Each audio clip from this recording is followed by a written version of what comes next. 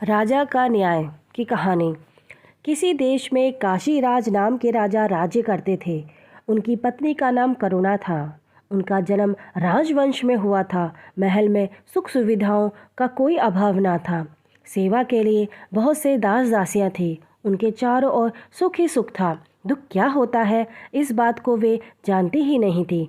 करुणा बहुत अधिक सुंदर थी। राजा उनसे अथाह प्रेम करते थे। उनके मुख से बात निकलने भर की देर थी कि उसके पूरा होने में देर नहीं लगती थी। दिसंबर का महीना था। कड़कड़ाती ठंड पड़ रही थी। एक दिन रानी ने वरुणा नदी में स्नान करने का निश्चय किया। राजा ने आज्ञा दी कि वरुणा नदी की ओर जाने वाले सारे मार्ग रोक दिए जाएं और सभी घाट खाली कर दिए जाएं। आदेश होते ही सभी मार्ग रोक दिए गए। नदी के तट व घाट निर्जन हो गए। जो लोग घाटों के पास झोपड़ियां बनाकर रह रहे थे वे भी उन्हें छोड़कर चले गए।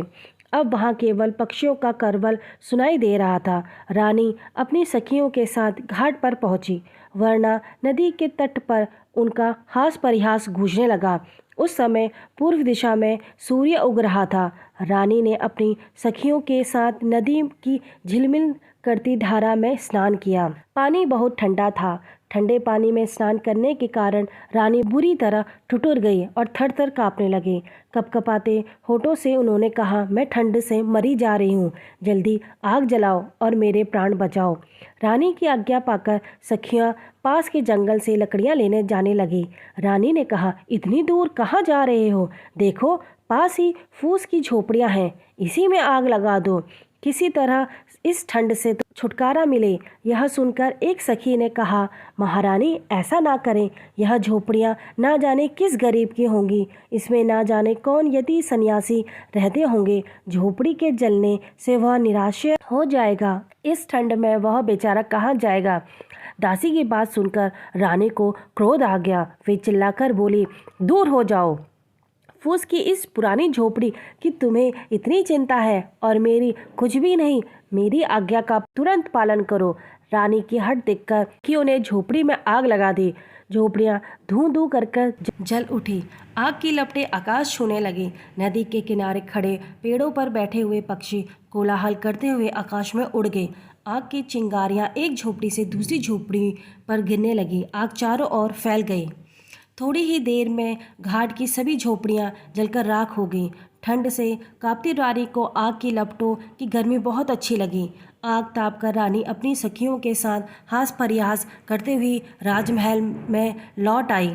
अगले दिन काशीराज अपने राजसभा में न्यायासन पर बैठे ही थे कि जिनकी झोपड़ियां रानी ने जलवा दी थी वे राज दरबार में आ पहुंचे।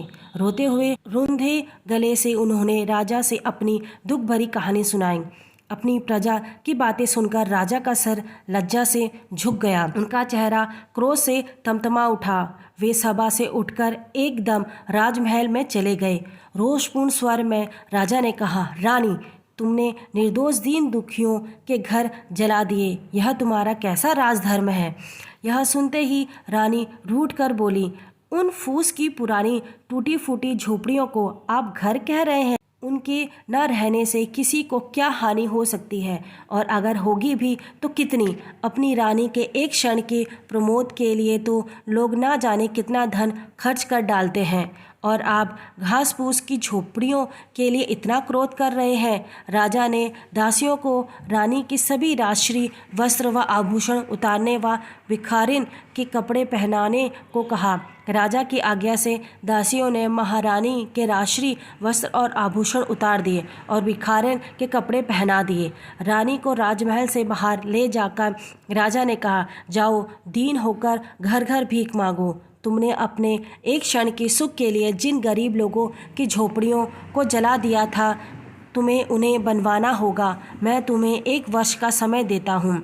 1 वर्ष बाद तुम राजसभा में आना और सबको बताना कि दीन की झोपड़ी का क्या मूल्य है। रानी 1 वर्ष तक राजमहल से बाहर रही। गर्मी, सर्दी और वर्षा सहते हुए उन्होंने कठिन परिश्रम किया। तब जाकर पूरे 1 वर्ष में वे झोपड़ियाँ बनकर तैयार हुई। अब रानी को झोपड़ी का वास्तविक मूल्य समझ में आ गया था। राजा उन्हें आदरपूर्ण महल में ले आए। शिक्षा। इस कहानी से हमें यह शिक्षा मिलती है कि हमें बेवजह अपनी शक्ति का परीक्षण नहीं करना चाहिए और सामने वाले व्यक्ति की भावना को समझकर व्यवहार करना चाहिए।